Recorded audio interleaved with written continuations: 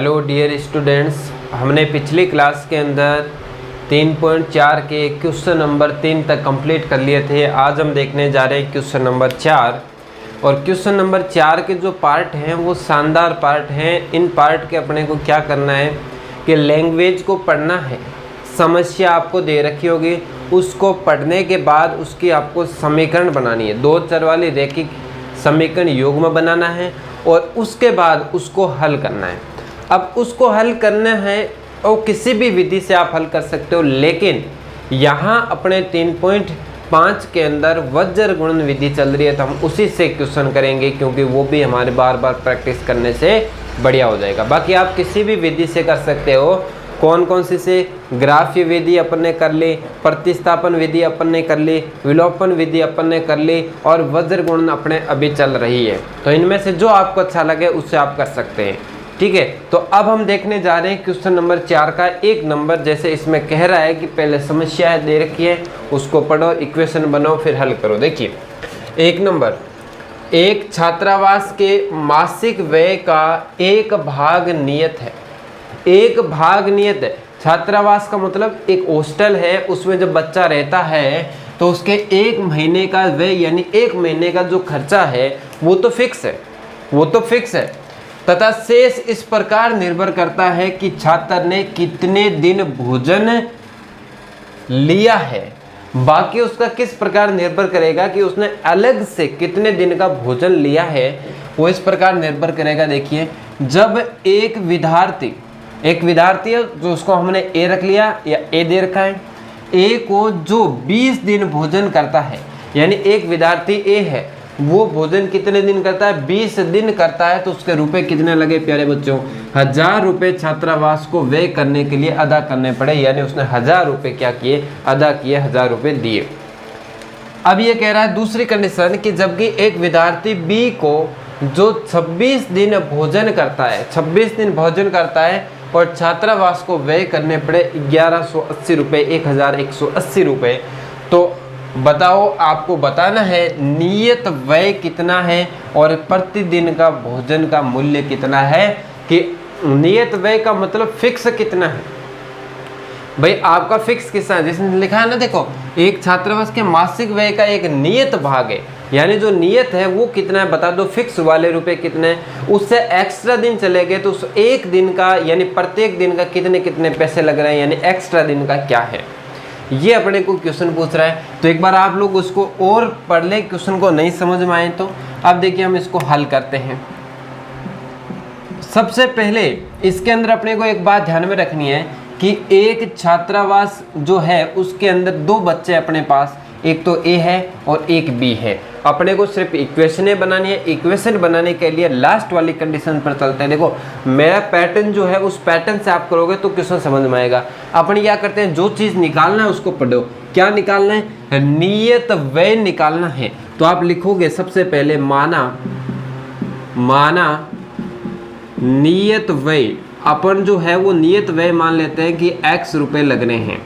उसके बाद हम मान लेंगे कि प्रतिदिन का भोजन का मूल्य, अब मान लेता हूं मैं प्रतिदिन का मूल्य, प्रतिदिन का मूल्य, और प्रतिदिन का मूल्य अपन क्या ले लेते हैं? y रुपये ले लेते हैं। क्लियर? तो नियत हो गया आपके x रुपये और प्रतिदिन का आपने ले लिया y रुपये। अब हमें क्या करना है, ध्यान दो। अब मैं लिखूंगा प्रश्नानुसार, यानी प्रश्न के आधार पर। प्रश्नानुसार सबसे पहली बात अपन करते हैं कि विद्यार्थी जो ए है उसने 20 दिन भोजन लिया और रुपए कितने दिए? 1000। अब एक बात थोड़ी सी ध्यान रखना, नियत का मतलब क्या हुआ? फिक्स। नियत का मतलब फिक्स। फिक्स है, यानी आप चाहे कितने दिन रहे हो तो x रुपये तो लगेगा। ये तो आपको फिक्स दे रखा, उसका नियत है। तो x तो आपके लगा। अब 1 दिन का कितना है? आप कहोगे सर 1 दिन का y है, और ये बेचारा कितने दिन रहा? 20 दिन। 1 दिन का y है तो 20 का क्या हो जाएगा? 20y। 1 दिन का y है तो 20 का क्या हो जाएगा? 20y हो जाएगा। अब आप सोच रहे होंगे इसको x से क्यों लिखा? क्योंकि ये तो नियत है, ये तो फिक्स है, x तो रहेगा ही रहेगा। बाकी चाहे आप कितने भी एक्स्ट्रा दिन रहे, तो 20 दिन की बात करें तो 1 की y है तो 20 की क्या हो जाएगी? 20y। क्लियर? अब बताओ मुझे दोनों का जोड़ने पर नियत और 20 दिनों का टोटल जो है वो अपने जोड़ने के बाद उसने कितने रुपए दिए थे उसको, छात्रावास वालों को 1000 रुपये दिए थे, हमने 1000 लिख दिए। ठीक है, ऐसा ही काम दूसरा काम करते हैं, वो देखिए क्या है। दूसरी कंडीशन ये कह रहा है कि विद्यार्थी बी ने 26 दिन के लिए भोजन किया। मुझे एक बात बताओ, एक्स तो फिक्स है, नियत भाड़ा तो फिक्स है, उसने कितने, एक दिन का वाई है, 26 का क्या हो जाएगा प्यारे बच्चों, 26 वाई हो जाएगा। और मुझे बताओ कितने रुपए देने पड़े उसे, 1180 रुपये देने पड़े, यानी 1180 रुपये उन्होंने अदा किए, छात्रावास वालों को दिए। तो ये आपके पास दो इक्वेशनें बन चुकी हैं। अब इनको हल करते हैं। तो हल करने के लिए मैं काम करता हूँ, इनको पास लिखता हूँ, क्योंकि वज्र गुणन विधि से अपन हल करेंगे। तो मैं लिख रहा हूँ वज्र गुणन विधि से, वज्र गुणन विधि से, वज्र गुणन विधि से। अब देखो वज्र गुणन विधि अपने पास क्या थी प्यारे बच्चों, उसके लिए पहले मैं इक्वेशन लिख देता हूँ, x + 20y। अब देखो इस 1000 को अंदर लाओ, नहीं लाओगे तो भी हो जाएगा, मैंने बताया था आपको पहले भी। अंदर लेके आ जाओ, 1000 किसका हो जाएगा, माइनस का, लेकिन मैं व्यापक रूप के आधार पर ही कर रहा हूँ। इसको लिखूंगा मैं x + 26y, और ये अंदर आएगा, ये भी किसका हो जाएगा, माइनस का हो जाएगा। क्लियर, ये इक्वेशन 1, इक्वेशन नंबर 2 आपके पास बन चुकी है। अब ध्यान दो, अब क्या करेंगे, अब इन दोनों को वज्र गुणन विधि से अपने पास फॉर्मूला था, वज्र गुणन विधि का क्या था, एक फॉर्मूला था। क्या फॉर्मूला था प्यारे बच्चों, x के बट्टे में माइनस y के बट्टे में और 1 के बट्टे में था। ये क्या फॉर्मूला था वो आप लिख सकते हैं, और अब बिना देखे भी, बिना लिखे भी आप इसको हल कर सकते हैं, इसमें भी कोई दिक्कत नहीं है, क्योंकि यहाँ पर BC BC, AC AC और AB AB आएगा, फिर 1 2 1 2 1 2 अपन नाम देंगे, बीच में माइनस का चिन्ह लगाएंगे। फॉर्मूला आप लोगों को पता है, क्लियर। चलो लगा देते हैं अपन, क्या लगाएं, देखिए BC BC, AB sorry AC AC, और यहाँ आ जाएगा AB AB। अब क्या होगा प्यारे बच्चों, नाम देंगे 1 2 2 1 1 2 2 1 1 2 2 1। क्लियर, ये अपने था फॉर्मूला, कैसे बना था अपने बात इसके ऊपर कर ली थी चर्चा। अब ध्यान दो, x का x बटे, अब इसमें आपको मान उठा के नहीं रखना है कि B1 का कितना उठा के रखो, फिर C2 का कितना है, इस तरीके से उठा के रखे, टाइम लगेगा। अपने जो ट्रिक है उस ट्रिक से, यहाँ क्या है प्यारे बच्चों, x को भूल जाओ, क्या करो, x को भूल जाओ। तो x वाला पोर्शन ये, मैं इस x वाले पोर्शन को भूल जाता हूँ, देखिए ध्यान से, ये मैं भूल गया। और यहाँ अब अपने को क्रॉस मल्टीप्लाई करना है, 20 को किससे गुणा करेंगे, 1080 से गुणा करेंगे। तो मुझे बताओ 1 0 1 0 कितने हो गए प्यारे बच्चों, 2 0, तो आपने सीधे लगा दिए, बिल्कुल।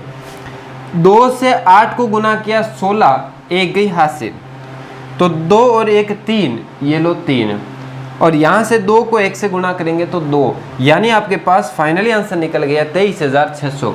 फिर लगाएंगे फॉर्मूले वाला, ये वाला माइनस।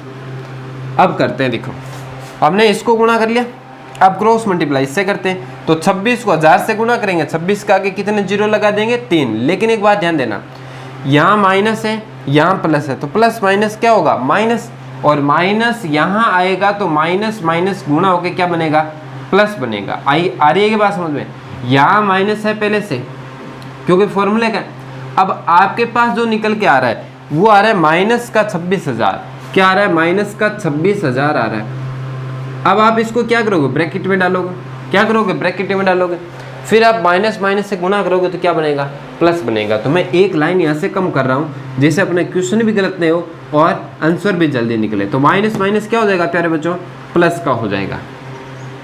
ठीक है, अब इसमें देखिए, इसको जब आपने गुना किया तो ये वैल्यू प्लस की थी, ये माइनस की, तो क्या किसका निकल आया था, माइनस का निकल के आया था। दोबारा देख लीजिए एक बार, x वाला हटा दो, इसको गुना किया तो ये वाला आया माइनस का, इसको गुना किया आया माइनस का, लेकिन अंदर माइनस था, उसको इसने क्या बना दिया, प्लस बना दिया। नहीं समझ में आए तो लगा लेना, कोई दिक्कत नहीं। उसके बाद है माइनस का y बटे a1 आपके पास कितना है। अब a1 नहीं देखना है अपने को, सिर्फ क्या देखना है, अपने ट्रिक यूज करना है कि y वाले पोर्शन को छुपा लो y वाले पोर्शन को मैंने छुपा लिया तो आपको क्या दिखाई दे रहा है, यहाँ x के पास कुछ नहीं है तो क्या है प्यारे बच्चों, 1 है। 1 को गुणा करेंगे 1180 से गुणा करेंगे तो बताओ ये प्लस का है ये माइनस का, तो किसकी वैल्यू आएगी, माइनस की 1180, यानी माइनस की निकल कर आएगी 1180, ये फॉर्मूले वाला माइनस। y वाला छुपा हुआ है और 1000 माइनस का है, x प्लस का है तो इससे गुना करेंगे तो 1 से गुना करेंगे तो 1000 आएगा माइनस का, और यहाँ माइनस है और यहाँ माइनस है तो प्यारे बच्चों माइनस माइनस क्या हो जाएगा, प्लस का 1000 आ जाएगा। अभी वाली बात है, आप ब्रैकेट में लगा के माइनस लिख सकते हैं, उसके बाद आप लिख सकते हैं, कोई दिक्कत नहीं है। एक वैल्यू अपने पास और बच गई, उसको भी हम लिखते हैं। देखिए 1 बटा, अब 1 यानी संख्या वाले को अपने को छुपाना है तो संख्या वाला पोर्शन ये, मैं इसको छुपा लेता हूं तो पीछे बचा मेरे पास 1 को 26 से गुना 26, 20 को 1 से गुना 20, लेकिन दोनों ही प्यारे बच्चों प्लस के, तो यहां से देखें तो 26, यहां से देखें तो 20, यानी 26 माइनस 20, 26 माइनस 20। अब आप कहोगे सर आप तो कह रहे हो दोनों ही प्लस के तो आपने माइनस कैसे लगाया, तो प्यारे बच्चों ये माइनस तो फॉर्मूले के, बीच वाले माइनस तो फॉर्मूले के होते हैं, क्लियर। अब मैं क्या करूं, यहां से x का x लिख दूं, बट्टे के अंदर इसको माइनस करते हैं। देखो यहाँ 26,000 आपके पास प्लस का है और 23,600 किसका है, माइनस का है। अब आप इसमें से इसको क्या कर लोगे, माइनस कर लोगे तो देखो बड़ी कौन सी है, 26,000, 2 जीरो में से 2 जीरो गए तो आपके पास क्या बचे, 2 जीरो बचे। कंसेप्ट तरीका देखना। उसके बाद यहाँ देखिए आपके पास है 0, 0 में से नहीं जाएगा, 1 इसको दिया तो आपके पास बने कितने, 10, 10 में से 6 गया तो आपके पास बचा 4, यहाँ बचा 5, 5 में से 3 गया तो आपके पास बचा 2, 2 में से 2 गया 0, यानी 2400 बच गया। क्लियर है प्यारे बच्चों। अब हमें क्या करना है, नेक्स्ट वाले पार्ट पर चलते हैं। माइनस वाई का माइनस वाई अपोन के अंदर देखिए 1000 में से 1180 माइनस करना, तो बताओ 1000 में से बड़ी संख्या घटाते हैं तो वैल्यू किसकी बचेगी, माइनस की, बिल्कुल नॉर्मल सी बात है, तो माइनस की बचा।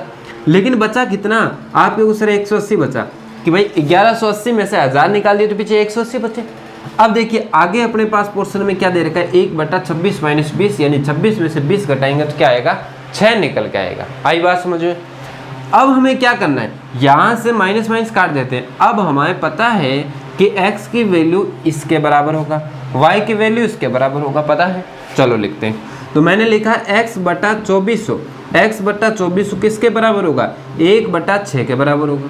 ठीक है। दूसरी बात, ये जो y बटा 180 है वो भी किसके बराबर होगा, 1 बटा 6 के बराबर होगा। अब एक कॉन्सेप्ट आपको मैं और बताता हूँ, इधर उधर ले जाने की आवश्यकता नहीं पड़ेगी। 6 से इसको काटो एक बार, 6 से इसको काटो, 6 चौके 24 यानी 400। क्लियर। यानी यहाँ से x और ये 400 यहाँ भाग में उधर जाएगा, 400 गुना में 1 से गुना होगा तो आंसर क्या निकल के आए प्यारे बच्चों, 400 रुपये निकल के आया। यानी x जो है वो नियत जो है वो 400 निकला आपके पास। बात समझ में आई कि ये कैसे किया मैंने, ये यहाँ ऐसे नहीं हो तो क्रॉस मल्टीप्लाई कर लेना, कोई दिक्कत नहीं है। 6 और इन दोनों में 6 का भाग जा रहा है, मैंने 6 का भाग 1 बार गया, 6 का भाग 400 बार गया। 400 भाग में इधर आएगा गुणा में, 1 से 400 से गुणा करेंगे तो आंसर क्या निकल के आएगा, 400 निकल के आएगा। ऐसे इसमें काट देते हैं, 6 के पाड़े में 1 बार, 6 के पाड़े में 6 3 18 यानी 30 बार। तो y का y और 30 उधर जाएगा, 1 से गुना होगा तो प्यारे बच्चों क्या बनेगा, 30 बनेगा। यानी y की वैल्यू क्या आई, 30। अब आपको फाइनली आंसर क्या लिखना है, वो क्या है वो देखिए। अतः नियत भाड़ा, अब जो नियत भाड़ा है उसको हमने क्या माना था, x माना था, और x अपने पास क्या निकल के आया, 400 रुपये निकल के आया। ठीक है। और प्रतिदिन का जो है, प्रतिदिन का जो है, प्रतिदिन का भाड़ा मान लो या फिर अपन व्यय मान सकते हैं। नियत व्यय और प्रतिदिन का व्यय जो है वो अपने पास 30 रुपये। आप एक्स्ट्रा भी एक दिन रह गए ना तो उसका आपके 30 रुपये एक्स्ट्रा में लगेंगे, 2 दिन रह गए तो 60 रुपये लगेंगे, ऐसे आपको बताना है। तो ये क्वेश्चन था, थोड़ा सा अच्छा था, आप एक बार और देख लीजिए। मैं दोबारा बता देता हूँ कैसे, कि नियत वाले को x मानना है, प्रतिदिन वाले को y मान लो, चाहे किसी को मान लो, कोई दिक्कत नहीं है। प्रश्नानुसार नियत भाड़ा प्यारे बच्चों फिक्स होगा, नियत भाड़ा फिक्स होगा दोनों के अंदर, ये बात ध्यान रखना। और ये 20 दिन रहा, एक दिन का आपने y माना है तो 20 का 20 y, और दोनों को मिलाने पर उसने 1000 रुपये उसको दे दिए। एक का y है तो 26 का 26 y, दोनों को मिलाने पर उसने 1080 रुपये दे दिए। अब इन दो इक्वेशनों को आप किसी भी विधि से हल कर सकते हैं, लेकिन मैंने आपको किस विधि से सोल्व करके बताया, वज्र गुणन विधि से। ठीक है, बाकी आप इसको ना दूसरी विधि से भी हल कर सकते थे। किससे? विलोपन विधि से करते तो बहुत आसानी से आंसर निकल जाता है। एक्स में एक्स कट जाता, 0 बच जाता, वाई का आंसर निकल जाता, फिर उठा के सीधा है वो किस प्रकार है। देखिए क्वेश्चन नंबर 2 के अंदर कह रहा है कि एक भिन्न 1/3 हो जाती है जब उसके अंश में क्या जोड़ दिया जाए, 1 जोड़ दिया जाए। अब भिन्न क्या होती है, पहले तो इस पर बात कर लेते हैं। आप लोगों को पता होगा भिन्न यानी जिसे अपन अंश बटा हर के रूप में लिखें उसे अपन क्या कहते हैं, भिन्न कहते हैं। जैसे मैंने कोई भी नंबर्स ले लिया, जैसे 5/7 ले लिया, तो ये एक प्रकार का मतलब फ्रैक्शन है, भिन्न है, यानी 5/7। तो ऐसी अपने को भिन्न बतानी है, वो हमें फाइंड आउट करनी है। तो प्यारे बच्चों करना क्या पड़ेगा वो देखिए, एक बार क्वेश्चन पढ़ लेते हैं। जब उसके अंश में 1 घटा दिया जाए और वह 1/4 हो जाती है जब उसके हर में 8 जोड़ दिया जाए तो वह भिन्न ज्ञात करो। तो हमें वह भिन्न बतानी है कि कौन सी है। तो मैं लिखूंगा सबसे पहले माना वह भिन्न, माना वह जो भिन्न है उसको हम मान लेते हैं x/y मान लेते हैं। पता थोड़ी है कितनी है, x/y मान लेते हैं। या फिर आप ऐसे भी लिख सकते हो, ध्यान रखना ये बात भी आप लिख सकते हो कि माना जो भिन्न है ना उसका अंश को आप मान लो x और हर को आप मान लो y। तो बात तो एक ही है, कोई खास बात नहीं, अलग अलग दोनों का मतलब तो एक ही हुआ है, x और y। तो x/y ये बन गया अपने पास भिन्न। अब प्रश्नानुसार अपन बात करेंगे, तो प्रश्नानुसार यानी प्रश्न अपने को क्या कह रहा है कि भिन्न में 1/3 हो जाती है जब उसके अंश के अंदर 1 घटा दिया जाए। तो ये देखो भिन्न है x/y, ये भिन्न है, ये अंश होता है, ये हर होता है। ये कह रहा है अंश में से 1 घटा दो, अंश ऊपर वाला होता है, उसमें से जब 1 घटाऊं ना, 1 घटाने के बाद जो भिन्न है वो 1/3 हो जाती है, तो 1/3 लिख देंगे। आई बात समझ में? यानी x/y भिन्न है, उसके अंश में से 1 घटा दें तो 1/3 हो जाती है भिन्न। दूसरी बात अपने पास क्या है कि x/y भिन्न है, x/y भिन्न है और वह 1/4 हो जाती है जब उसके हर में 8 जोड़ दिया जाए। हर कौन सा होता है, नीचे वाला, उसमें जब 8 जोड़ दिया जाए तब भिन्न कितनी हो जाएगी, 1/4 हो जाएगी। कितनी हो जाएगी, 1/4। अब हम क्या करेंगे, इसमें गुणा करेंगे, वज्र गुणा, इसमें वज्र गुणा कर देते हैं। तो देखिए कैसे, 3 को x से गुना किया तो ये निकल के आया 3x, 3 को 1 से गुना किया तो 3 निकल के आया, y को 1 से गुना किया तो y निकल के आया। आई बात समझ में? y को इस साइड लेके आऊं तो y किसका हो जाएगा प्यारे बच्चों, माइनस का, और 3 इस साइड किसका है, माइनस का, उधर कुछ नहीं बचा, 0 बच गया। ये अपन ने इक्वेशन बना दी। अब बात करते हैं इसकी, तो इसमें भी अपन क्या करेंगे, वज्र गुणा करेंगे। क्या करेंगे, वज्र गुणा। 4 को x से गुना किया 4x, 1 को y से गुना किया y, 1 को 8 से गुना किया 8। ठीक है, यहाँ से गुना किया 4x बीच में बराबर, इसको गुना किया ये वैल्यू, y को इस साइड ले आओ प्यारे बच्चों, किसका हो जाएगा, माइनस का। 8 को भी इधर ले आओ, 8 भी किसका हो जाएगा, माइनस का। और ये इक्वेशन क्या बन गई, 2 नंबर बन गए। हमें इस इक्वेशन को वज्र गुणन विधि से हल करना है, तो हमारा मेथड वही उसी तरीके से हल करेंगे। तो मैं सबसे पहले लिख देता हूं वज्र गुणन विधि से, वज्र गुणन विधि से। तो इस विधि के अंदर सबसे पहले मैं इक्वेशन लिख देता हूं। क्या है आपके पास, 3x minus y minus 3 is equal to 0।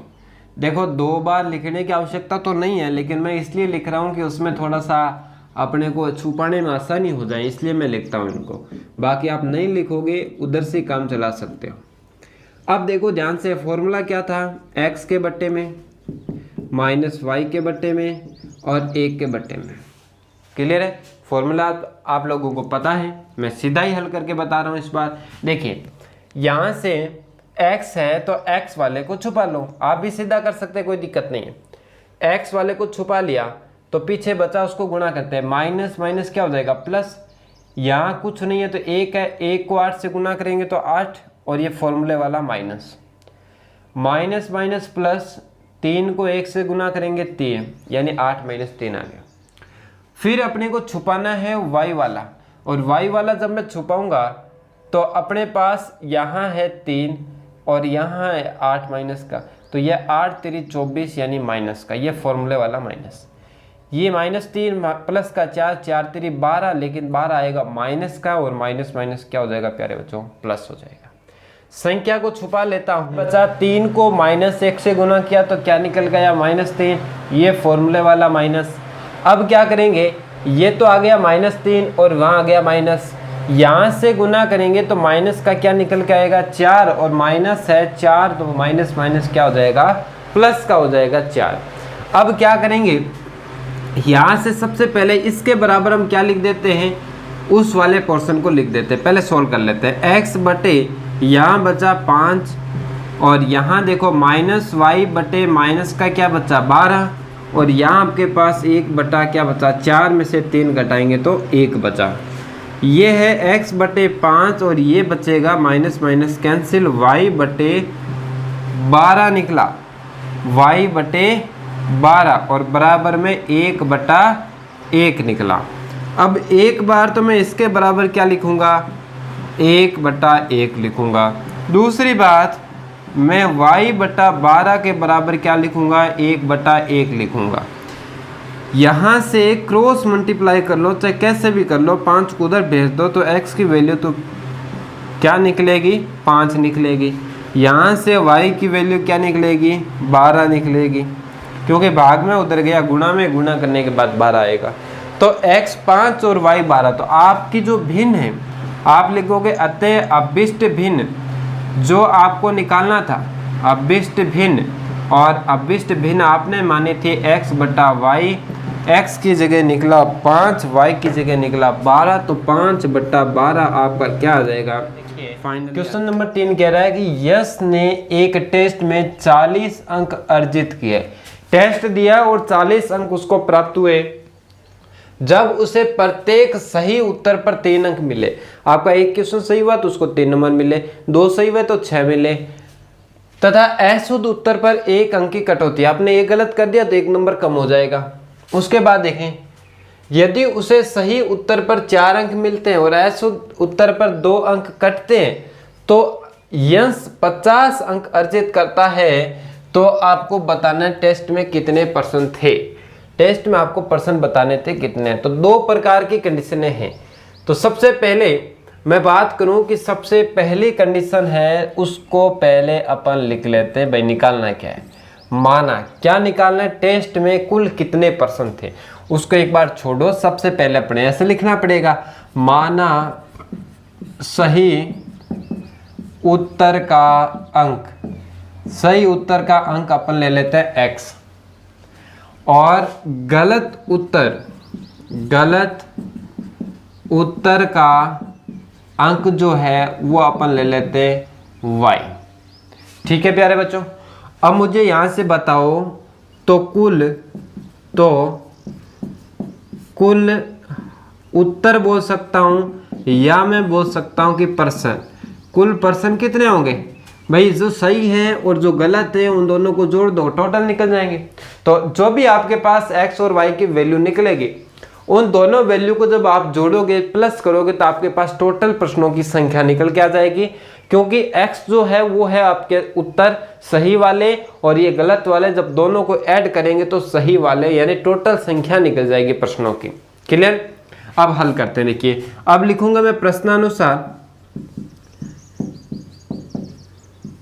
सबसे पहले ये कह रहा है 40 अंक तो उसने बनाए, ये तो मैं मान ली कि 40 अंक उसने बनाए, बराबर में लिख दो 40। प्रत्येक सही उत्तर पर 3 अंक मिले। तो मुझे एक बात बताओ, सही उत्तर पर आपने क्या माना, x, 1 पर x, 2 पर 2x, 3 पर 3x, तो कितने सही है, 3 अंक। 3 अंक की बात कर रहे हैं तो यहां पर आ जाएगा 3x आ जाएगा। क्लियर। आगे देखिए, आगे दूसरी बात कर, कटौती कितने की हो रही है, कटौती हो रही है 1 नंबर की। ध्यान दो, कटौती हो रही है 1 नंबर की, तो 1 नंबर कम होगा। और आपने गलत उत्तर को y माना है तो 1 का क्या हो जाएगा, 1y वो कम करना है, 1y लिखो या सिर्फ y लिख दो, बात एक ही है। दूसरी कंडीशन क्या बनेगी, यदि उसे सही उत्तर पर 4 अंक मिले तो 4x लिख दो, और अशुद्ध उत्तर पर 2 अंक कटे तो माइनस के क्या आ जाएगा 2y, क्योंकि 2 कम हो रहे, कटौती हो रही है। तो उससे मिले कितने 50 नंबर मिले। इन सब में देखो प्यारे बच्चों 2 का भाग जा रहा है, 2 का भाग देंगे 2x, 2 का भाग देंगे y, 2 का भाग देंगे 25। क्लियर। यहां से इक्वेशन आपके पास क्या निकले उसको मैं लिख देता हूं। अपन करेंगे किस विधि से, वज्र गुणन विधि से। तो इक्वेशन अपने पास आई 3x माइनस वाई, 40 को अंदर लेके आओ, 40 किसका हो जाएगा माइनस का, 0। Equation number 1। दूसरी क्या है 2x माइनस वाई, 25 को अंदर लेके आओ, माइनस का 25 इजिकल टू 0। Equation number 2। ये इक्वेशन अपन ने निकाल ली। अब क्या करना है, वज्र गुणन विधि से हल करना है। वज्र गुणन विधि से फॉर्मूला x के बट्टे में माइनस वाई के बट्टे में और 1 के बट्टे में। क्लियर। हमें सिर्फ बिना फॉर्मूले भी अपन हल कर सकते हैं। देखिए कैसे, x की बात चल रही है तो x वाला छुपा लो, तो पीछे बचाइए माइनस माइनस प्लस, और y के पास 1 है, 1 को 25 से 25, सूत्र वाला माइनस, माइनस माइनस प्लस और 40, ये लो 40। ये तो माइनस पहले का है, फॉर्मूले का ध्यान रखना। अब बात करते हैं y वाले को छुपा लो, 25 या 75, लेकिन किसका प्यारे बच्चों माइनस का, क्योंकि माइनस है। फिर ये फॉर्मूले वाला माइनस, 40 को 2 से 80, और ये माइनस, माइनस का 80 और माइनस का 80, माइनस माइनस गुणा होकर प्यारे बच्चों क्या बन जाएगा, प्लस बन जाएगा। पहले ही लगा दो। संख्या वाला छुपा लो, पीछे क्या बचा, -1 को 3 से -3, ये सूत्र वाला, -1 को 2 से माइनस का 2, माइनस माइनस क्या हो जाएगा प्यारे बच्चों, प्लस का 2 हो जाएगा। क्या आ जाएगा, प्लस का 2। अब यहां से क्या कर देते हैं, इसको सॉल्व करते हैं।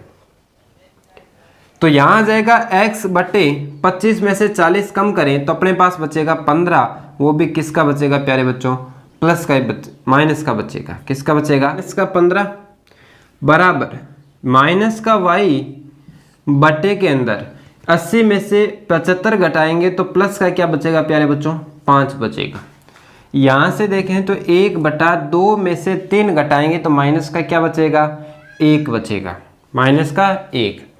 अब क्या करेंगे, इस वैल्यू के बराबर रख देते हैं, यानी x बटे -15 के बराबर रखता हूं मैं 1/1, वो भी किसका है, माइनस का है, माइनस का 1 है। दूसरी कंडीशन y वाला रखें तो -y/5 बराबर -1/1, यानी इसके बराबर इसको लिखा, इसके बराबर इसको लिखा। माइनस कहीं पर भी लगा दो कोई फर्क नहीं पड़ेगा। ये माइनस माइनस कैंसिल हो गया, 15 उधर जाएगा गुणा में, और 15 1 से गुना होगा तो क्या निकलेगा, 15 निकलेगा।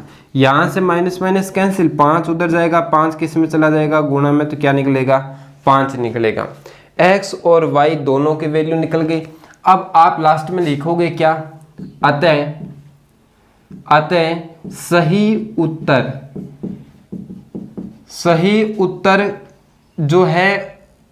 उत्तर जो अपने माना है, देखो यहाँ कह रहा है टोटल पर्सन आपको बताना था।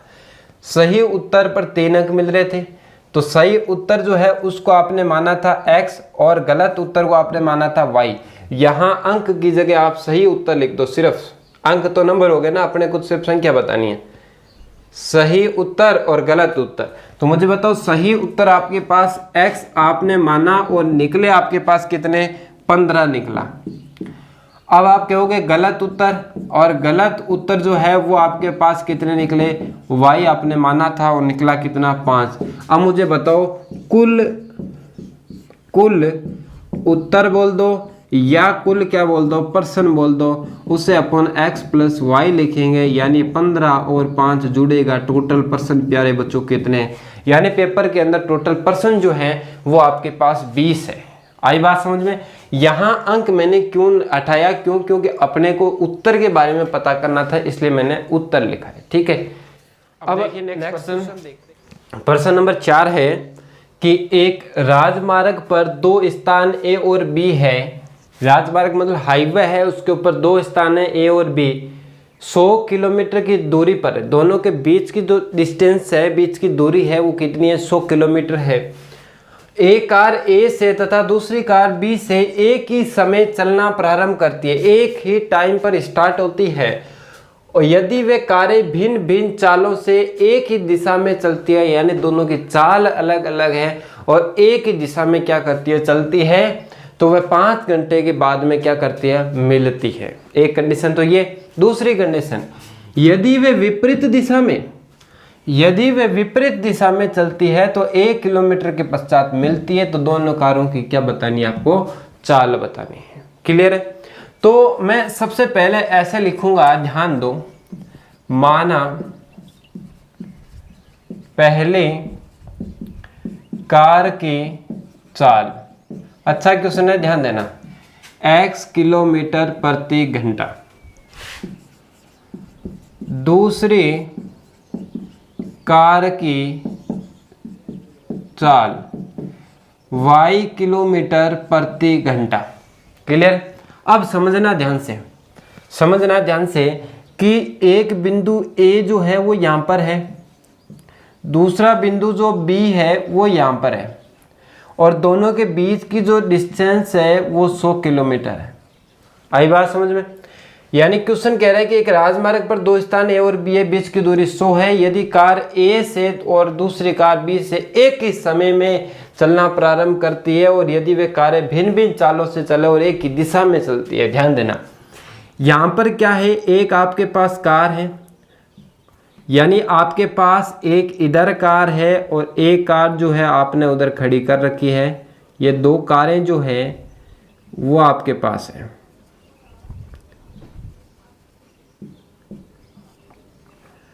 ठीक है, इधर ही चल रही है, उधर नहीं। ऐसा लग रहा होगा कि उधर पीछे चल रही है, पीछे वाला मामला नहीं, इस साइड चल रही है, ये इस साइड चल रही है, और दूसरी कार जो है प्यारे बच्चों वो भी इस साइड ही चल रही है।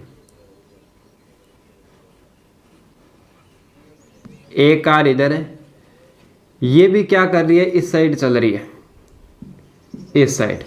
ये कार भी इधर जा रही है, ये कार भी इधर जा रही है। अब क्या हुआ, बेस की डिस्टेंस जो है ये चलती गई और एक बिंदु सी जो है उस पर जाके दोनों की दोनों कारें क्या हो गई, मिल गई।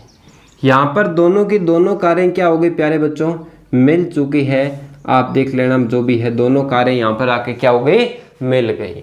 अब एक बात मुझे बताओ, ये यहाँ से यहाँ तक जाने में और यहाँ से यहाँ तक जाने में दोनों ने टाइम सेम लिया है। क्वेश्चन ने कहा है, ध्यान दो, ये कह रहा है यदि वे कारें भिन्न भिन्न चालों से चलती है, अलग अलग चाल हो, इस एक नंबर के जो कार है उसकी चाल जो आपने x किलोमीटर प्रति घंटा ले ली, दूसरी कार की y किलोमीटर प्रति घंटा, अलग अलग हो गई ना दोनों की चाल, दोनों की चाल अलग अलग है और एक ही दिशा में चलती है और 5 घंटे के पश्चात मिल जाती है। यानी दोनों टाइम बराबर ही लिया है, स्टार्ट सेम टाइम पर स्टार्ट हुआ था ये, यानी यहाँ से यहाँ तक पहुँचने में 5 घंटे, और ये कार है ना, यहाँ से यहाँ तक पहुँचने में कितने घंटे लिए, 5 घंटे लिए। तो मुझे बताओ 1 घंटे में x किलोमीटर जाती है, भाई किलोमीटर प्रति घंटा मतलब 1 घंटे में, 1 में x जाती है तो 2 में, ध्यान दो थोड़ा सा इस पर, 1 किलोमीटर का मतलब युवा किलोमीटर प्रति घंटा, जैसे 1 किलोमीटर प्रति घंटा यानी 1 घंटे में 1 किलोमीटर जाती है। 2 किलोमीटर की बात करूं मैं, जैसे देखिए यहाँ x का मानना, तो यहाँ मैं लिखूं 1 किलोमीटर का तो 1x हो जाएगा। 2 की बात करूं 2x किलोमीटर, 3 की बात करूं 3x किलोमीटर प्रति घंटा। आई बात समझ में? तो यहाँ से यहाँ तक इसको टाइम कितना लगा, 5 घंटे, तो ये कितना हो जाएगा 5x किलोमीटर प्रति घंटा। ऐसे बोलोगे? नहीं, यहाँ से यहाँ तक 5 घंटे लगे तो किलोमीटर कितने तय किए, 5 किलोमीटर कितने तय किए, क्योंकि ये तो सेम होगा ना भाई, 1 घंटे में तो तभी तो यहाँ बताएगा किलोमीटर, तो 1 घंटे में तो 1 किलोमीटर, 2 घंटे में 2 किलोमीटर, 3 घंटे में 3 किलोमीटर, यहाँ पर कितने हैं 5 घंटे, तो 5 किलोमीटर आपके पास ये दूरी निकल के आई। और ये कार भी यहाँ से यहाँ तक जाने में 5 घंटे लेती है, तो इसको भी 5 किलोमीटर दूरी तय करनी पड़ी। आई बात समझ में? यानी इसने भी 5 घंटे लिए यहाँ से यहाँ तक जाने में, इसने भी 5 घंटे ले लिए, तो मुझे यहाँ से जो किलोमीटर दूरी में अपन ने चेंज किया तो 5 किलोमीटर आ गया। अच्छा 5 किलोमीटर जो आपने लिखा है, एक को आपने x माना है, तो 5 का क्या हो जाएगा प्यारे बच्चों, 5x हो जाएगा। ये क्या हो जाएगा, 5x हो जाएगा। ध्यान देना, अटपटा थोड़ा सा लग रहा होगा आपको। ये क्या हो जाएगा, यहाँ से यहाँ तक आइए 5y हो जाएगा। क्या हो जाएगा, 5y किलोमीटर प्रति घंटा हो जाएगा, किलोमीटर हो जाएगा। दोबारा देख लीजिए, 2 बिंदु थे, बीच की दूरी 100 थी, एक ही दिशा में चलना प्रारंभ किया और दोनों सेम टाइम पर चलना प्रारंभ हुई और टाइमिंग 5 घंटा ले रही है सी तक पहुंचने में। यहाँ से यहाँ तक पहुंचेगी तो 5 घंटे, तो किलोमीटर भी कितने हुए, 5। तो यहाँ x माना है तो आपने x 5x हो जाएगा। क्लियर? दूसरी की बात करूं तो इसकी बात करें तो यहाँ पर आपने क्या लिया था, इसने भी 5 घंटे लिए, तो ये क्या हो जाएगा 5y। अब ध्यान दो, मुझे बताओ ये पूरी जो दूरी है, ध्यान देना थोड़ा सा, पूरी दूरी कितनी है, वो आप कहोगे सर 5x है। पूरी कितनी है, 5x। पूरी यहाँ से यहाँ तक की जो दूरी है वो 5x है। यदि मैं इस 5x में से ये 5y घटा दूँ, 5y घटा दूँ, तो मेरे पास क्या बचेगा, 100 बचेगा। सही बात है क्या? दोबारा देखिए, पूरा कितना 5x, 5x में से मैंने ये 5y घटा दिया तो क्या बचा, 5x माइनस 5y, क्या बचा, देखो यहाँ क्या बचा, यहाँ से बीच की दूरी 100, तो बराबर में 100। मैंने एक बात आप लोगों को समझ में आ रहा होगा, ये किलोमीटर क्यों लिया, क्योंकि सबके मात्रक सेम होगा तभी तो इक्वेशन बना पाएंगे। ये दूरी, क्योंकि 100 अपने को किलोमीटर था ना, इसलिए मैंने किलोमीटर में इनको चेंज किया पहले। तो ये बनी इक्वेशन 1। सब में 5 का भाग जा रहा है, इसमें दिया एक बार, इसमें दिया एक बार, इसमें दिया आपके पास 20 बार। इसको इस साइड ले आओ, 20 को इस साइड लाओगे, 20 किसका हो जाएगा, माइनस का, बराबर में 0, समीकरण नंबर 1। क्लियर है? दूसरी कंडीशन क्या बनेगी, ध्यान दो। दूसरी कंडीशन ये कह रहा है यदि वे विपरीत दिशा में चले, ध्यान देना थोड़ा सा, बिंदु A और बिंदु B, ये बिंदु, बीच की दूरी 100 ही है, चेंज नहीं हो रहा। यहां वाली जो कार है, बना देते हैं, यहां वाली जो कार है वो इस साइड जा रही है,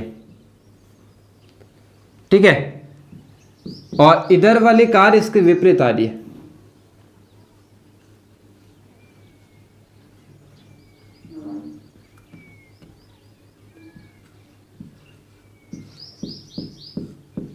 ये इसके विपरीत आ रही है, दोनों विपरीत हो गए आमने सामने। अब ध्यान दो, ये कारें जो है विपरीत है, लेकिन ये क्या कह रहा है, यदि वे विपरीत दिशा में चलती है तो 1 घंटे के पश्चात मिल जाती है। अब कहीं पर भी मिल सकती है, यहां मिलो चाहे यहीं मिलो चाहे कहीं पर भी, लेकिन मिले कितने घंटे में, 1 घंटे में। कितने में प्यारे बच्चों, 1 घंटे में मिल गई। तो मुझे बताओ, इसकी तो आपने माना था x किलोमीटर प्रति घंटा और इसकी क्या मानी थी, y किलोमीटर प्रति घंटा माना था। तो मुझे बताओ, ये x है तो ये 1 घंटे के पश्चात मिल जाती है, टाइमिंग 1 घंटे के पश्चात मिलती है, तो ये यहां से किलोमीटर, ये कितने किलोमीटर तय करेगी। आप कहोगे सर ये A से मान लो यहां तक पहुंची है तो इसने 1 घंटे में तय किया, तो दूरी जो है वो भी 1 किलोमीटर, यानी x किलोमीटर। एक x बोल दो या x बोल दो, बात एक है। दूसरी कार की बात करें, यहां से चलना प्रारंभ किया, तो मुझे एक बात बताओ, ये A से चली थी, ये B से चली थी, ये यहां से चलना प्रारंभ किया और यहां आके दोनों मिली है कारें, तो यहां से देखा जाए तो ये 1 घंटे चली तो ये x किलोमीटर हो गया, ये भी 1 घंटे चली तो 1 y किलोमीटर। अब y किलोमीटर की जगह आप 1 हटा भी सकते हैं, 1 से गुणा हो जाता है तो y आ जाता है। तो यहां से x किलोमीटर और यहां से y किलोमीटर, क्योंकि 1 किलोमीटर है ना, यहां से x बना, यहां कितने थे 5 घंटे तो 5x बना था, यहां 1 घंटा था तो y बना, यहां कितने थे 5 घंटे थे तो 5y बना था। बात आई समझ में। अब क्या करेंगे, ध्यान दो, दोनों ये यहाँ से यहाँ तक आई, ये यहाँ से आई, दोनों को मैं जोड़ दूँ, x और y को जोड़ दूँ तो जोड़ूंगा तो पूरा बनेगा, जोड़ूंगा तो पूरा बनेगा। और पूरा अपने पास कितना है प्यारे बच्चों, 100 है, पूरा अपने पास 100। तो अब 100 को मैं इस साइड अंदर लेके आ जाऊं तो 100 प्यारे बच्चों किसका हो जाएगा, माइनस का। और ये इक्वेशन कौन सी बन गई, 2 नंबर। समझ में आया होगा, थोड़ा सा अटपटा क्वेश्चन है, एक बार आप और देख लेना, अच्छा क्वेश्चन है। एक बार आपको दोबारा समझ लेना वीडियो को पीछे लेके, जिससे आपको एकदम कंसेप्ट इसका बढ़िया तरीके से समझ में आ जाए। दोबारा देख लीजिए। छोटी सी बात आप लोगों को ध्यान में रखनी है, जितने टाइम तय कर रही है दूरी उसी वही आपका क्या कहलाएगा, किलोमीटर कहलाएगा। क्योंकि अपन बोलते हैं ना किलोमीटर प्रति घंटा, तो उसी के आधार पर तो आपने 5 घंटे तय किया तो 5 ये बन जाएगा 5x, इसने 5 किया तो 5y बन जाएगा, इसने 1 किया तो 1x बन जाएगा, इसने 1 किया तो 1y बन जाएगा। तो अब तो कोई दिक्कत नहीं आएगी, यहीं पर आपको थोड़ा बहुत कंफ्यूज होगा। ये ऐसे चल रही थी, इस पूरे में से इसको घटाऊंगा तो पीछे 100 बच जाएगा। ये ऐसे चली, ये ऐसे चली, तो बीच की दूरी 100 है, दोनों को जोड़ दो 100 बन जाएगा। बन गई इक्वेशन है। अब दोनों को हल करना है, दोनों को हल करना है तो दोनों को हल करते हैं अपन किस विधि से, वज्र गुणन विधि से। किससे करते हैं, वज्र गुणन विधि से, वज्र गुणन विधि से। दोनों इक्वेशन लिखो, ये है x माइनस वाई, ये है माइनस का 20 इज इक्वल टू 0। दूसरी इक्वेशन है x प्लस वाई माइनस का 100 इज इक्वल टू 0। यहाँ से अपने पास फॉर्मूला क्या था, अब फॉर्मूला लिखते हैं। तो फॉर्मूला अपने पास क्या था, आपको लिखना नहीं है बार बार, तो x के बट्टे में लिख दो, माइनस वाई के बट्टे में लिख दो, और यहाँ पर 1 के बट्टे में लिख दो। x के बट्टे में क्या आएगा, x वाले को भूल जाओ, x वाले को भूल जाए तो -1 को -100 से माइनस माइनस प्लस 100 बन जाएगा, यानी ये तो बन गया 100 माइनस, ये -20 और -1 है, देखो यहाँ कुछ नहीं है 1, तो ये बन गया माइनस का 20। और -20 जब इधर आएगा तो माइनस माइनस प्यारे बच्चों क्या बना देगा, प्लस बना देगा। अब बात करते हैं y की, y वाले को बीच में से छुपा लेते हैं। तो y वाले को छुपाया तो x के पास कुछ नहीं है, 1 है, 1 को 100 से गुना किया -100, x को तो 20 से गुना किया, यहाँ पर 20 से गुना किया 1 को तो माइनस का 20। दोबारा देख लीजिए, ये बना -100 और ये बना माइनस का 20, तो माइनस का 100, ये सूत्र वाला माइनस, और ये माइनस का 20।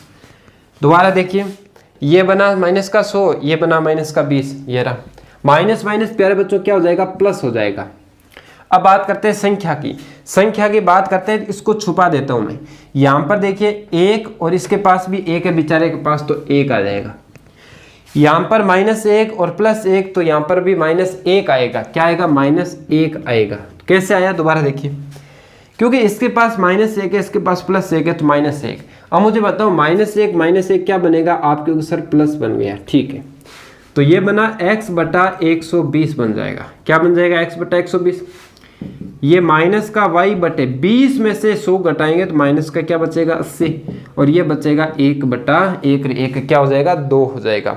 अब क्या करेंगे, इसके बराबर x के बराबर में क्या लिखूं, 1 बटा 2, और दूसरी बात माइनस, देखो माइनस माइनस कैंसिल हो गए, तो मैं y बटा 80 के बराबर भी क्या लिखूं, 1 बटा 2 लिखूं। 2 से इसको काटें 60, तो x की वैल्यू कितनी आई प्यारे बच्चों, 60। 2 से इसको काटें 40, तो y की वैल्यू कितनी आई, 40। आपको निकालना क्या था उसकी बात करें तो अतः सबसे पहले आपको निकालना था पहली कार की चाल x किलोमीटर प्रति घंटा। तो आप लिखोगे अतः पहली कार की चाल वो आ जाएगी x किलोमीटर प्रति घंटे, माना था x का मान क्या आया, 60, तो 60 किलोमीटर प्रति घंटा। दूसरी कार की चाल, दूसरी कार की जो चाल है वो आपके आई 40 किलोमीटर प्रति घंटा। आ गया समझ में। तो बाकी देखो इक्वेशनें बनाने तक ज़्यादा काम है, बाकी तो आप लोग कर ही लोगे, कोई दिक्कत नहीं है। मेन जो है ये बात आपको समझ में आई क्या, मुझे कमेंट बॉक्स में बताओगे। नहीं आई तो मैं आपको एक बार और समझाने की कोशिश करूंगा, अलग से इस 1% का वीडियो बना देंगे, कोई दिक्कत नहीं है, ठीक है। फिर भी आप एक बार 2 बार इसको देख लेना, बाकी समझ में आ जाएगा, ज़्यादा कोई खास से बात नहीं। 5 देखिए किस प्रकार है, एक आयत का क्षेत्रफल 9 वर्ग इकाई कम हो जाता है यदि या जब उसकी लंबाई 5 इकाई कम कर दी जाती है और चौड़ाई 3 इकाई बढ़ा दी जाती है। और फिर क्या कह रहा है, यदि हम उसकी लंबाई को 3 इकाई और चौड़ाई को 2 इकाई बढ़ा दें तो क्षेत्रफल 67 वर्ग इकाई बढ़ जाता है। तो आयत की विमाएं, आयत मतलब ऐसा चतुर्भुज जिसके आमने सामने की जो भुजाएं होगी वो क्या होगी, इक्वल होगी, और प्रत्येक कोण कितने का होगा, 90 डिग्री का। आयत की विमाएं का मतलब हो गया आयत की लंबाई बतानी है कितनी होगी, आयत की चौड़ाई जो है वो कितनी होगी हमें बतानी है। तो सबसे पहले मैं लिख देता हूं यहां पर, माना आयत की चौड़ाई, आयत की लंबाई ले लेते पहले, आयत की जो लंबाई है उसको हमने मान लिया x इकाई ले लेता हूं क्योंकि हमें मात्रक गिवन नहीं है। दूसरी हम ले लेते हैं आयत की चौड़ाई, और आयत की चौड़ाई ले लेते हैं y इकाई ले लेते हैं। क्लियर। अब एक बात बताओ मुझे, क्वेश्चन को पढ़ते हैं कि लंबाई चौड़ाई आपने मान ली, तो मुझे एक बात बताओ आयत का क्षेत्रफल क्या होगा। इसलिए आयत का क्षेत्रफल, और क्षेत्रफल का फॉर्मूला होता है लंबाई गुना चौड़ाई। आयत का क्षेत्रफल का सूत्र होता है लंबाई इनटू चौड़ाई। लंबाई x मानी, चौड़ाई आपने y मानी, तो आपके पास x और y वर्ग इकाई, क्षेत्रफल क्या आ गया, x y वर्ग इकाई। तो आयत का क्षेत्रफल है एक्स वाई और लंबाई आपने मान ली x और चौड़ाई मान ली y। तो ये मामला समझ में आ गया होगा आप लोगों को। लंबाई चौड़ाई को गुणा करते हैं तभी तो क्षेत्रफल निकलता है, ये रहा क्षेत्रफल। अब देखो, अब मैं लिखता हूं प्रश्नानुसार, प्रश्न के आधार पर। सबसे पहले ये कह रहा है आयत का क्षेत्रफल 9 वर्ग इकाई कम हो जाता है यदि उसकी लंबाई 5 इकाई कम कर दे। लंबाई पहले कितनी है, आप कहोगे सर x है, x में से कितनी कम कर रहा है, 5 कम कर रहा है। ये लो, तो क्या बच गई x माइनस 5। पहले x थी उसमें से 5 कम कर दी तो मैंने x माइनस 5 लिख दिया। आई बात समझ में। उसके बाद देखो मैंने गुणा लगाया, क्यों लगा रहा हूं लॉजिक बताऊंगा। और चौड़ाई 3 इकाई बढ़ा दी, चौड़ाई 3 इकाई बढ़ा दी। चौड़ाई क्या मानी आपने, y कितनी बढ़ाई, 3 इकाई बढ़ाई। तो ये लो, मैंने दोनों को गुणा क्यों किया, क्योंकि जब दोनों को गुणा करेंगे, ये लंबाई का मामला चल रहा है और ये मामला चल रहा है चौड़ाई का। जब लंबाई और चौड़ाई गुणा होती है तब उसका क्या निकलता है, क्षेत्रफल निकलता है। तो लंबाई में इतना कम किया, चौड़ाई में इतना जोड़ा, जब दोनों को गुणा किया तो आया क्या, इसका क्षेत्रफल आया। और क्षेत्रफल आपने क्या निकाला था, एक्स वाई निकाला था। लेकिन ये शुरू में ही कह रहे हैं कि उसके क्षेत्रफल में भी कमी हो जाएगी। कितनी कमी हो जाएगी, 9 की कमी हो जाएगी। तो क्षेत्रफल में से क्या घटाना पड़ेगा, 9 घटाना पड़ेगा। आई बात समझ में। क्षेत्रफल में से 9 घटाने पर उसकी लंबाई 5 कम हो जाती है और चौड़ाई 3 बढ़ जाती है, तब क्षेत्रफल में से क्या घटेगा, 5 घटेगा। ये क्वेश्चन कह रहा है।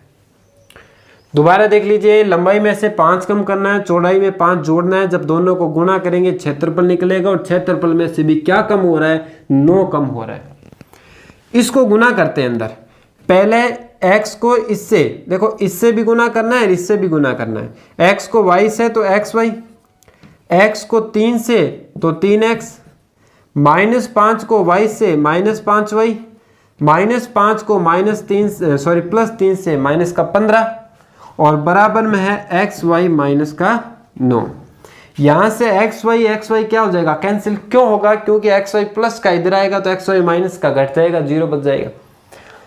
अब क्या होगा, ये 3x का 3x माइनस का 5y का 5y, ये माइनस का 15 और 9 को इधर लाएंगे, 9 किसका हो जाएगा, प्लस का हो जाएगा, बराबर में कुछ नहीं बचेगा। ये आएगा 3x माइनस 5y। अब 9 में से अपन घटा रहे हैं कितने, 15, तो माइनस के क्या बचेगा, 6 और is equal to 0। Equation number मैंने इसको दे दिया 1 नंबर। आई बात समझ में। दूसरी बात क्या है, ध्यान देना। दूसरी बात ये कह रहा है यदि हम लंबाई में 3 इकाई और चौड़ाई को 2 इकाई बढ़ा दें, तो ध्यान देना, लंबाई आपने x मानी, उसको कितनी बढ़ाई, 3, और चौड़ाई आपने y मानी, चौड़ाई को कितना बढ़ाया, 2। चौड़ाई को 2 इकाई बढ़ा दें तो क्षेत्रफल 67 बढ़ जाता है। क्षेत्रफल xy है, आपने माना है xy, ये रहा xy कितना बढ़ जाएगा, 67 बढ़ जाएगा। ये लो 67 बढ़ गया। आगे बात समझ में, ये 3 बढ़ा, ये 2 बढ़ा, तो क्षेत्रफल भी कितना बढ़ा, 67 बढ़ा। अब क्या करेंगे, इसको भी गुना करते हैं, पहले इससे फिर इससे। x को y से तो xy, x को 2 से 2x, 3 को y से 3y और 3 को 2 से 6 बराबर में xy और प्लस का 67। xy और xy क्या हो जाएगा, कैंसिल हो जाएगा, क्योंकि उधर प्लस इधर भी प्लस कैंसिल, इधर आएगा माइनस, घटाएंगे तो भी क्या आएगा 0। ये आया 2x और ये बचा 3y, ये बचा 6 और 67 इधर आएगा, किसका हो जाएगा, माइनस का, बराबर में क्या बचा 0। ये आया 2x और ये आया 3y और 67 घटाएंगे तो माइनस का देखो 6 में से 67 घटा रहे हैं तो माइनस का क्या बचेगा 61 बराबर में 0। इक्वेशन नंबर कौन सी, 2 नंबर हमने दे दिया। तो ये आपके पास 2 इक्वेशनें जो है वो निकल चुकी है। इन इक्वेशनों को हमें करना है किससे, वज्र गुणन विधि से हल करना है। तो मैं लिखूंगा वज्र गुणन विधि से, वज्र गुणन विधि से। पहले इक्वेशन क्या है उसको लिख देता हूं, यह है 3x माइनस 5y। देखो अच्छे क्वेश्चन है, ज़्यादा कोई इसमें खास बात नहीं है। यदि आप लोग खूब प्रैक्टिस करोगे तो सारे क्वेश्चन आपको समझ में आएगा। और बहुत सारे बच्चे काम करने लगे तो उससे मुझे भी बहुत अच्छा लगा। बहुत शानदार काम कर रहे हैं, बहुत शानदार कॉपी बना रहे हैं। इसी तरीके से काम करते रहना है। और जो बच्चे मेरे से पढ़ रहे हैं स्कूल के अंदर, उनको फ़ायदा बहुत होगा, क्योंकि वो अभी भी मेरे से पढ़ रहे हैं, फिर स्कूल में भी मेरे से पढ़ेंगे, तो मेरा कंसेप्ट आपका कंसेप्ट एकदम मैच खाएगा और आपको अच्छी तरीके से समझ में आएगा। बीच बीच में आप दूसरे की क्लासें देखोगे और देखोगे, उससे ठीक है देख सकते हैं, कोई दिक्कत नहीं है, लेकिन उसका तरीका थोड़ा, उनका तरीका चेंज हो सकता है। मैं वही तरीका रख रहा हूँ जो आपको 9th में पढ़ाया था, वही तरीका रख रहा हूँ जो आप अभी मेरे से पढ़ोगे 10th क्लास के अंदर, ऑफलाइन के अंदर, ठीक है। तो आपको बहुत ज़्यादा फायदा होने वाला है। दूसरे देख रहे हैं उनको तो फायदा है ही है, आपको तो और ज़्यादा होने वाला है, ये ध्यान रखना। बाकी एकदम शानदार तरीका है अपने कंसेप्ट। अब क्या करें, ये दोनों इक्वेशन आपने ले ली। फॉर्मूला क्या था, x के बट्टे में और माइनस y के बट्टे में और 1 के बट्टे में। x वाले को भूल जाओ, x वाले को भूल गए तो ये माइनस माइनस क्या हो जाएगा प्यारे बच्चों, प्लस। 5 को 1 से 5 और 6 पंजे 30 यानी 305 माइनस। इसको गुना किया तो यहाँ पर माइनस आया, माइनस माइनस क्या हो जाएगा, प्लस हो जाएगा। 6 3 क्या आ जाएगा, 18 आ जाएगा। 6 3 क्या आ जाएगा, 18 आ जाएगा, ठीक है। उसके बाद आगे लिखते हैं, y वाले को भूल जाओ, y वाले को भूल जाए तो ये क्या आएगा, 3 और 6 3 18 183, ये आएगा आपके पास माइनस का, और ये सूत्र वाला माइनस। यहाँ से देखें तो 12, लेकिन ये माइनस का, और माइनस माइनस क्या हो जाएगा, प्लस का 12। संख्या की बात करें, संख्या भूल जाओ, ये आएगा 3 3 9, तो लिखो 9, और ये आपके पास आएगा 10 लेकिन माइनस का, और ये माइनस और वो माइनस क्या हो जाएगा, प्लस का 10 हो जाएगा। अब क्या करेंगे, इसको सॉल्व करते हैं। तो ये क्या निकलेगा, देखो x बटा, इनको जोड़ते हैं, ये आएगा 13, 3 हासिल 1, 3 और 1 हासिल, तो ये आएगा 2 और ये आएगा आपके पास 3 यानी 323। ये है माइनस y, और बट्टे के अंदर 12 में से 183 कम करना है। 12 में से 183 कम करना है, यानी आप 183 में से 12 कम कर दो तो क्या बचेगा, देखो यहाँ बचा आपके पास 1 और यहाँ बचा आपके पास 7 और 171, वो भी किसका, माइनस का। माइनस माइनस क्या हो जाएगा, कैंसिल, बराबर में क्या है 1 बटा 19 बन जाएगा। 1 बटा क्या बन जाएगा, 19, 10 और 9 19। अब यहाँ से अपन क्या करें प्यारे बच्चों, इसमें सबसे पहले एक बार मैं लिख देता हूँ, x बटे 323 y बटे 171 1 बटा 19, सब में 19 19 का भाग जा रहा है क्या, इसमें 19 का भाग एक बार, 19 का भाग 9 बार, और यहाँ 19 का भाग जा रहा है आपके पास 17 बार। 17 बार जा रहा है, 9 7 63, हाँ ठीक है 17 बार निकल गया। अब एक बात बताओ, अब क्या बचा आपके, सर x बटा 17 बचा, y बटा 9 बचा, और यहाँ 1 बटा 1 बचा। अब आप एक बार x बटा 17 लिखोगे, उसके बराबर 1 बटा 1 लिखोगे, और दूसरी बार क्या लिखोगे प्यारे बच्चों, एक्स वाई बटा 9 बराबर 1/1 लिखोगे। यहाँ से 17 उधर जाएगा, किस में चला जाएगा, गुणा में, तो x की वैल्यू क्या निकली 17 और y की वैल्यू क्या निकली 9। अब आपने जो माना था ना उसको यहाँ पर लिखो। आपने क्या माना था, आयत की लंबाई x और आपकी आयत की लंबाई क्या निकल गई, आप लिखोगे अतः आयत की लंबाई 17 इकाई। क्लियर। और आयत की चौड़ाई आपने y माना और आपकी आयत की चौड़ाई जो है वो प्यारे बच्चों कितने निकले, 9 इकाई निकली। आया कंसेप्ट समझ में। अच्छा क्वेश्चन है। तो फिर भी किसी के कोई डाउट हो तो उसको दोबारा देख लें, पुनः देख लें, पूरी क्लास के अच्छे क्वेश्चन से सारे। फिर अपने अब इस एक्सरसाइज के अंदर केवल 3.6 एक और बचा है, उसको हम एक साथ कंप्लीट करने की कोशिश करेंगे और फिर नई एक्सरसाइज स्टार्ट करेंगे। तो आप मुझे कमेंट बॉक्स में बताना कि कौन सी प्रश्नावली अपन स्टार्ट करें जो आपको अच्छी लगे। ठीक है, ओके, धन्यवाद। आपका प्यार इसी प्रकार बना रहें और लगातार काम करते रहें और समय पर काम करके मुझे जल्द से जल्द अपने अलग अलग जो ग्रुप बनाए गए उन ग्रुप के माध्यम से आप भेज सकते हैं। ओके, धन्यवाद।